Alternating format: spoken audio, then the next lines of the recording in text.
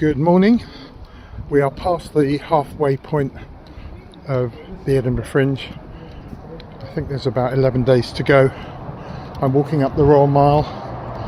This is not my usual lovely walk by Arthur's Seat, but I'm heading towards Cowgate and see an early show on the Free Fringe. And even as I feel a little bit tired, late nights, lots of conversation, catching up on you, but also just that kind of breathing in and out of how far we've come, particularly if you've been here from the start and there's still a way to go, and also noticing the shows that have arrived and look up ahead to just under a couple of weeks now. In fact, probably say 11 days. Some more shows are going to arrive next week just to do the last week of the Fringe. And I think it's worth getting practical. Now, we ran a workshop a couple of days ago for people looking to boost their reviews and ticket sales, and we offered a few free adverts to the people that had shown up for that workshop. And I suggested that even if you had an image from the start of your show, and some of these were sent in press releases literally months ago, that it's time to radically refresh that image, or to actually create a new image. And that's exactly what happened. Oh, I'm going to go down here. Looks quite interesting. And that's exactly what happened.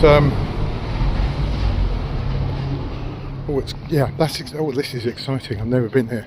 That's exactly what happened with some of the images that have come in for the adverts.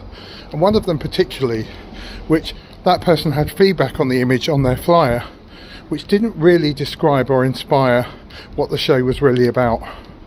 In fact, in one case, one of the images looked a bit like a children's show, and this was actually an evening adult show. And so we'd recommended creating a new image, and I recommend you consider that too as we go past halfway through the Fringe, particularly if that image hasn't really worked in promoting ticket sales and getting you reviews.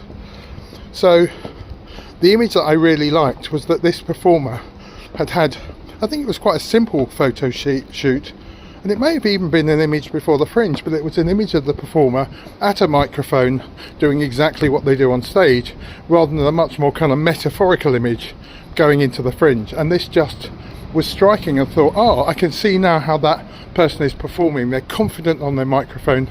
There's a twinkle in their eye, suggesting a little bit of kind of irony and comedy, which is exactly what the show is about. And actually a very striking foreground font, very bright, on the background of a stage that's lit only on their face with kind of a dark behind, really making them prominent. And that absolutely made me look at that image and wonder what the show was about. Turn the image over and then you get all the information. So a photo image of you on stage, or your cast on stage, as long as it's well done, one of the characters that's prominent speaking, you've got nothing to lose and a lot to gain by absolutely changing the image and going more real time and going more live. So that's just a suggestion. I'm not saying you have to get your flyer completely redone, but you can absolutely get your virtual flyer redone, ditch the original image and create something new and fresh. Now, another part of that somebody else sent me was, it was their original image, but they just made it more, I would say, loud and prominent, and it was kind of shouting in a good way for attention. They'd accentuated, again, it was actually the key part of the image that is what the show was about.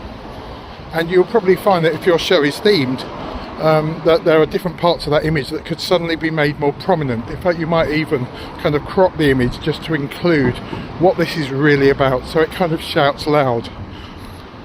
And I think what happens by the middle of the Fringe is everyone's tired, including the reviewers and possibly the audience that have seen a lot of shows but are still up for seeing a few more.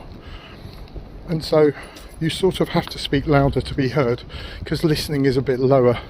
Some people have got to a place where they've kind of seen it and heard it all. So as those adverts have come in, I'd say everybody's up their game. They've kind of identified now really clearly what the genre of the show is, and this is a new dark comedy, and they've of course absolutely put a good pull quote, the stars they've got at the Fringe, But even if you haven't got them at the Fringe, they've made more prominent the reviews they might have got just coming up to the Fringe, the recent reviews. And so this is all about celebration, as my friend JD Henshaw, who runs Dundee Fringe, says, that absolutely this is the time to remind people of your own celebration for being up here. And if you do nothing else but make your flyer more colourful, more prominent, more self-satisfied maybe, but at least proud. It's not about showing off, but it is about believing in yourself and the work. But if you do that, it's also a statement to you. It's not about hiding under a table in your venue and saying don't come and look at me. Particularly the danger is if you've not got the reviews you wanted, or bad reviews or ticket sales, you think everybody dislikes you, and it's not the case. They might just not be aware of you yet amongst all the thousands of shows. And some people have got much bigger budgets than you and are making themselves much more prominent simply because of the money they're spending. So it's just an invitation to get really creative, to rethink your primary images, particularly your press release image. And it's perfectly important actually to recast your press release, update it, don't just to send the same one out. And there's a bit of a rush hour going on here as I walk up to Cowgate. It's interesting because there are real people in Edinburgh who are just going to college and some people going to work, and they might come to your show this evening with time off, but again they're on their smartphones, they're looking at things to see, and your image needs to jump out. It doesn't necessarily have to shout, but it probably has to speak up a bit. And as I've said, it's speaking up to your potential audience, potential reviewers, potential arts industry.